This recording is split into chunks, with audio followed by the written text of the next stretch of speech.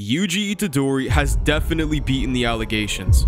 Yuji went from having zero knowledge on the world of Jujutsu and not knowing anything about cursed energy to having not one, but two different curse techniques, and one of them even being the curse technique of the king of curses himself. He's also one of the best to ever land the Black Flash, and on top of that, he's about to show off his brand new domain expansion.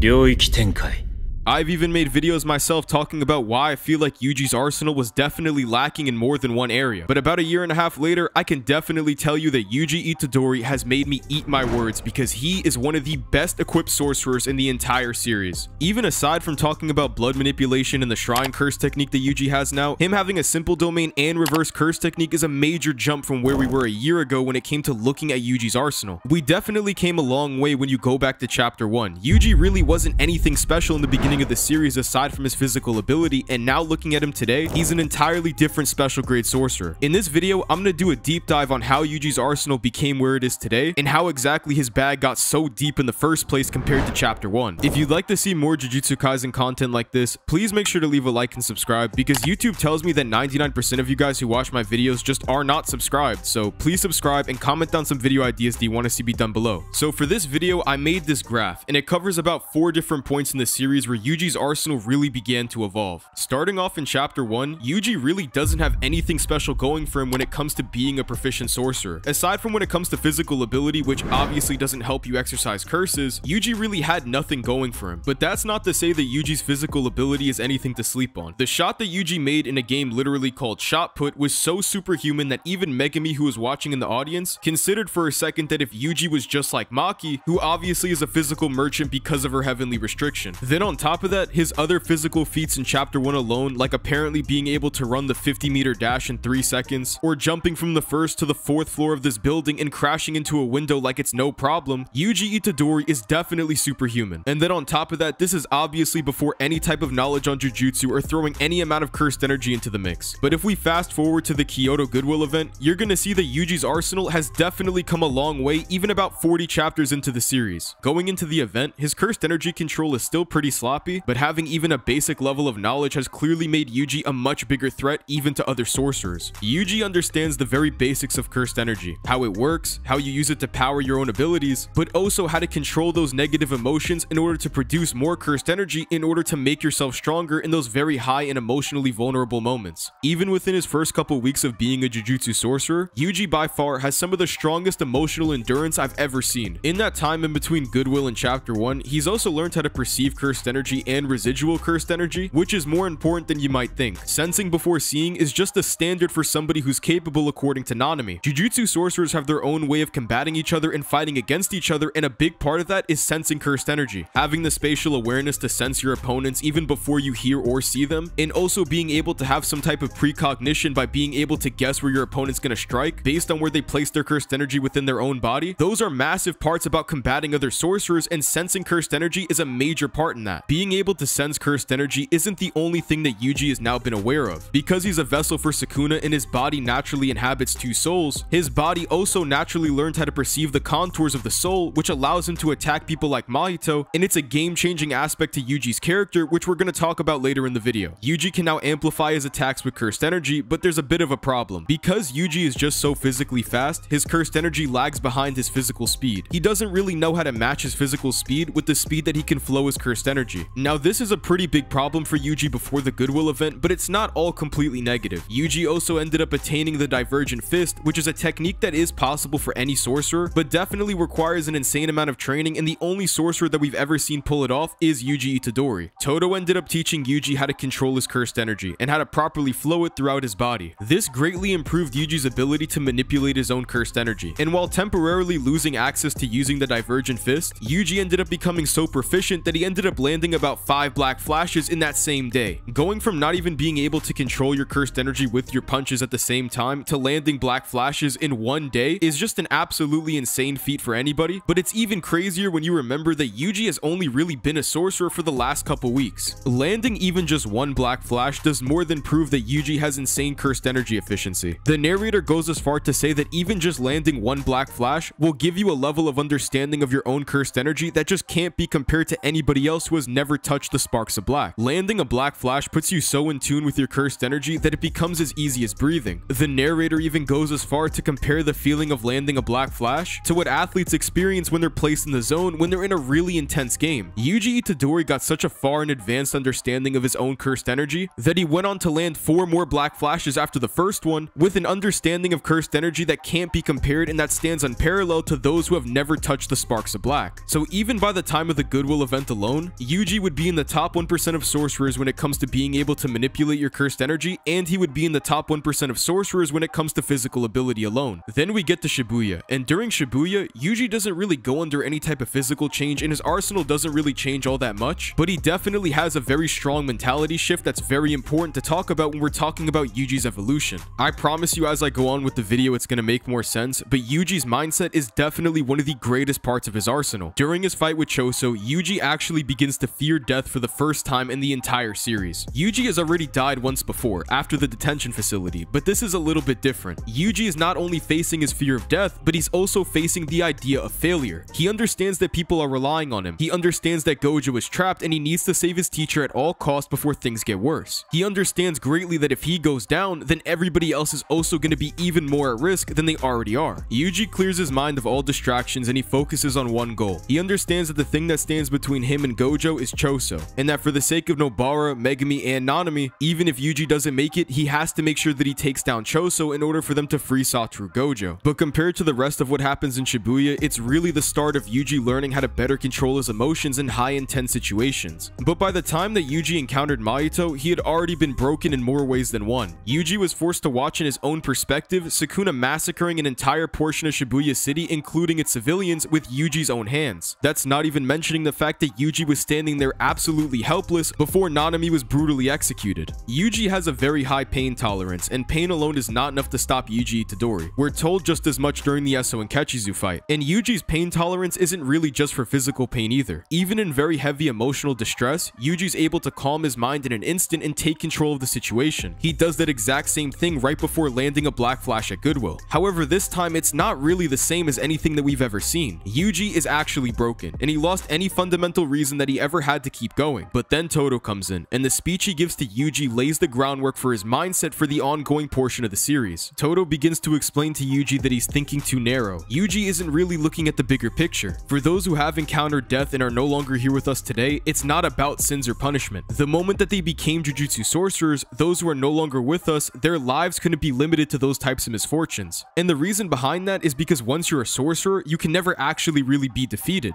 Yuji can start looking for the meaning or the logic behind some of these deaths, and it can even defile the memories of those who he's lost. Even if Yuji thinks that someone's death is meaningless, or he doesn't really understand the logic behind how they died, he has to think about what he's been trusted with by these people. Even if Yuji doesn't know what he's been entrusted with going forward, he can never stop moving until he finds the answer. And that is the greatest punishment and duty of being a Jujutsu sorcerer. Yuji stops thinking about how important it is for him to understand the meaning and for him to understand why these people are no longer with us. He stops thinking of himself as more of Yuji Itadori and more of just being a Jujutsu sorcerer and a part of the bigger picture. The way that Yuji later describes it to Mahito is that he's part of a machine, and that in that machine, Yuji is nothing more than just a cog. He's nothing more than just a moving piece in the overall machine. Yuji understands his role. He's a Jujutsu sorcerer and he's also Sukuna's vessel. Yuji has a job to complete, and when it's done, he's no longer going to be here, and that's the original plan from the start. If it's in 50 years from now, 60 years, 100 years, Yuji Itadori, for as long as he breathes, will continue performing his duty as a Jujutsu sorcerer, because that's his duty in making sure that everyone else is never truly defeated. From that point going forward, Yuji immediately jumps back into the fight and lands another black flash. From this point on in Shibuya, Yuji's landing so many black flashes that the narrator himself comments that despite no one being able to control the sparks of black, Yuji Itadori will make you think that he's doing it at will. We saw in Goodwill that Yuji actually cured his divergent fist by matching the speed of which he flows his cursed energy to his actual physical speed, but now that he's had some experience with controlling his cursed energy in a more refined way, Yuji can bring back the divergent fist, and it's an amazing technique for catching his opponents off guard. Everything from before the Goodwill event and even during the Goodwill event mainly focused on the idea that Yuji would have to refine the fundamentals that he learned with Gojo when it came to manipulating your own cursed energy. The Shibuya incident isn't the first time that Yuji was forced to adapt or even evolve. himself, but it's the very first time that we've ever seen Yuji truly broken. The Shibuya incident didn't really evolve Yuji's arsenal. He didn't gain any new techniques and he definitely didn't awaken, but Yuji Itadori gained the mindset that he would be taking with himself all the way to the Shinjuku Showdown.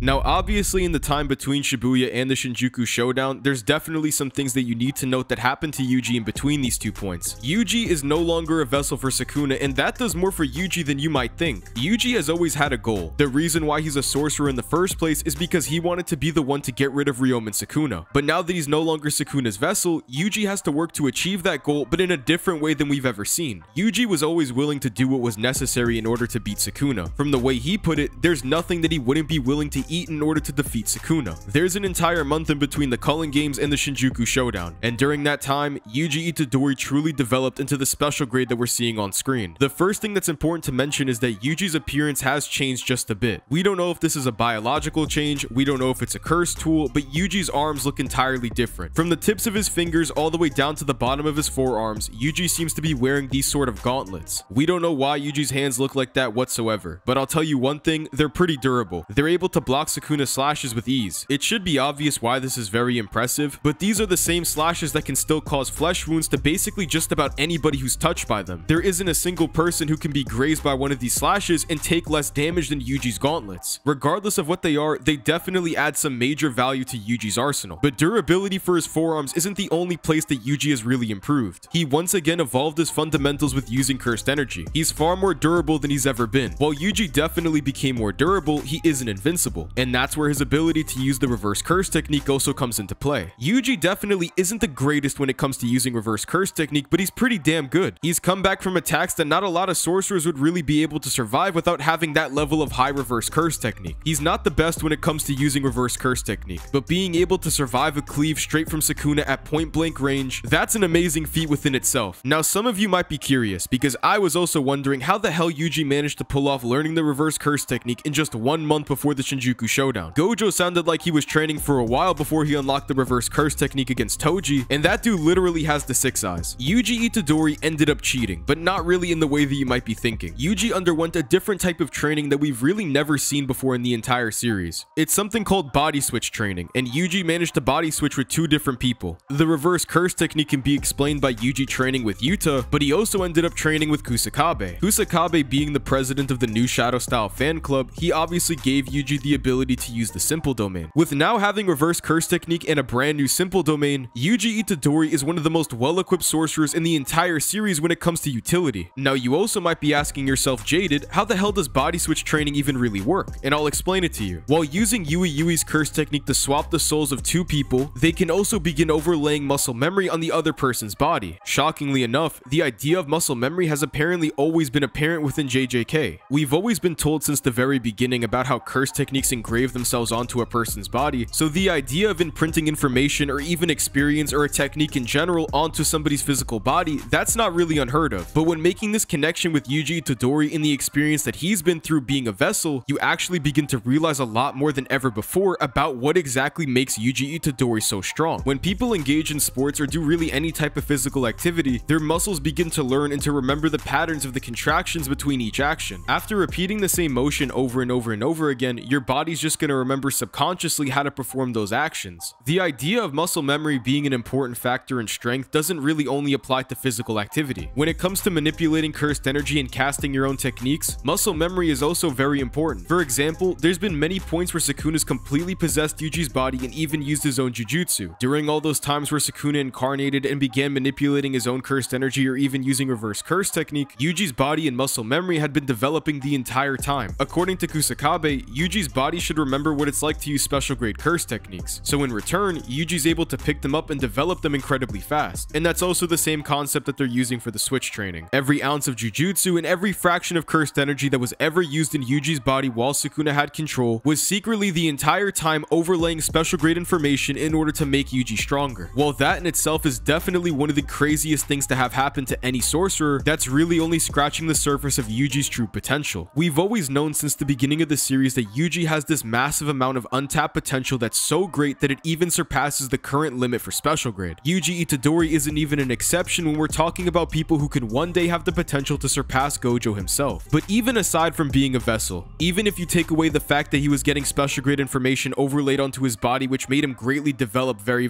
fast, Yuji Itadori from the start was always special. This whole thing can get pretty complicated, so I'm gonna try explaining it very simply. Before Sukuna was born and back when he was inside the womb, he actually had a twin just like Maki and Mai. The only difference is that in the womb, Sukuna ended up eating his own twin, who later reincarnated as Jin Itadori. Because Sukuna's twin brother's soul was in Yuji's dad, it gave Yuji this huge amount of hidden power. We have seen small glimpses and some foreshadowing to a power like this appearing in the past, but never like anything we're seeing in the Shinjuku Showdown. This alone means that Yuji Itadori has the potential to even equal out to Ryomen Sukuna. Yuji Itadori being a direct descendant, being a son of the person who previously had the soul of Sukuna's twin brother, then add on the fact that Yuji's body was given special grade information, but more specifically, information on muscle memory on using Sukuna's own curse techniques. Just like Gojo had told us and what had been foreshadowed since the very beginning of the series, Yuji Itadori awakened Sukuna's curse technique shrine. For starters, Yuji's output is much lower than Sukuna's. In fact, Sukuna goes as far to say that Yuji's output is actually pretty low. Then on top of that, looking at the dismantles themselves, they do look pretty underdeveloped. But even with having a low amount of cursed energy to output, Yuji is still pretty good when it comes to using dismantle and cleave. Yuji even begins imitating the way Sukuna used his own techniques, like for example copying cleave spiderweb in order to take his opponents off their footing. It doesn't take much knowledge to see that Yuji's ability to use cleave and dismantle is pretty unrefined. One key aspect that makes Sukuna's curse technique shrine so formidable is that you can't really see the slashes coming before they actually attack you. You need a special pair of eyes that can even see the soul like Maki Zenin, or eyes that are capable of seeing cursed energy down to the very atom like Satoru Gojo. And unless you're Maharaga with the ability to adapt to any and all phenomenon, it's much easier said than done if you're planning on dodging one of Sukuna's dismantles. So when it comes to Yuji's technique having these indicators, it's a pretty big negative to the shrine curse technique overall. But in my opinion, Yuji makes up for this negative by using shrine in a way that we've never seen function before in the entire series, even when it comes to Ryomen Sukuna. Everybody knows that Yuji has a ton of experience when it comes to attacking the soul. He's been doing it since the first couple chapters of the series in his first couple weeks of being a sorcerer. Ever since then, Yuji has only been building on his experience and his ability to attack and understand the soul. Yuji has been studying notes and research that were done by Yuki Tsukumo in order to better understand the soul and what exactly goes on in probably one of the most unknown parts of a sorcerer. We don't know what exactly Yuji was looking at when it came to reviewing the research done by Yuki Tsukumo, but what we do know is that because of that research, it made Yuji one of the most deadly and lethal opponents for any vessel in the Culling games, including Ryomen Sukuna. Sukuna originally gained more control over Megami's body by sinking down his soul, but now that Yuji can attack the place right between Sukuna and Megami's soul, he can reverse the effect that Sukuna had on him and give Megami back some of the control of his own body. This means that Sukuna's cursed energy output has been dropping with every single punch from Yuji Itadori. You can make the argument that this strategy for taking down Sukuna by attacking the space between two souls isn't just something that can only be applied to this specific scenario. Because every other player in the Culling games was brought back with a cursed object in the same fashion that Sukuna was brought to the present, it's possible that this way of attacking Sukuna is also possible for attacking people like Kashimo, Ryu, and Oro. But that just completely depends on how similar you think these incarnations are compared to Sukuna and Megami, and if you think that that's just a standalone and very specific scenario. We've seen Yuji's punches over time have a very strong effect on Sukuna, but his punches aren't really the most lethal part of his arsenal when it comes to taking down a vessel like Sukuna. Yuji can also incorporate his experience and understanding and ability to attack the soul into his shrine curse technique. Sukuna mentioned himself that it's something that's incredibly lethal, and it's a weapon that he absolutely cannot let himself come in contact with. Yuji being able to attack the soul while also using dismantle at the same time to perform the same function is an incredibly powerful weapon for his arsenal. Even if Yuji's output is much lower than Sukuna when it comes to using a shrine curse technique, and even if the technique itself is very unrefined, Yuji Itadori has given this technique an entire new purpose when it comes to attacking vessels. Now, besides his curse technique shrine, Yuji has also awakened blood manipulation after consuming the curse rooms number 4 through 9. Just like Choso and Kamo, Yuji Itadori is now a blood manipulator. Granted, Yuji isn't really all that good with blood manipulation either. According to Choso, he's pretty bad at convergence, but overall it's still pretty useful for Yuji to have this technique in his arsenal. We've seen him perform a supernova and a piercing blood, and in my opinion, it's only a matter of time before we end up seeing flowing red scale Yuji. From not seeing Yuji land the Black Flash in over 100 chapters to landing 8 on Sukuna alone, from not having any curse technique whatsoever and not really a capacity to use any type of curse technique whatsoever, to having 2 and one of them even being the curse technique of the king of curses himself, when nearly everybody had a healing factor, including Maki Zenin who didn't even have cursed energy, and Yuji was one of the only people that was left behind, Yuji Itadori ended up figuring out how to perform the reverse curse technique. From not having a single counter to domain expansion, to learning his own simple domain with Kusakabe and even developing his own domain expansion. I almost completely forgot about Yuji's domain expansion, but that definitely deserves its own video.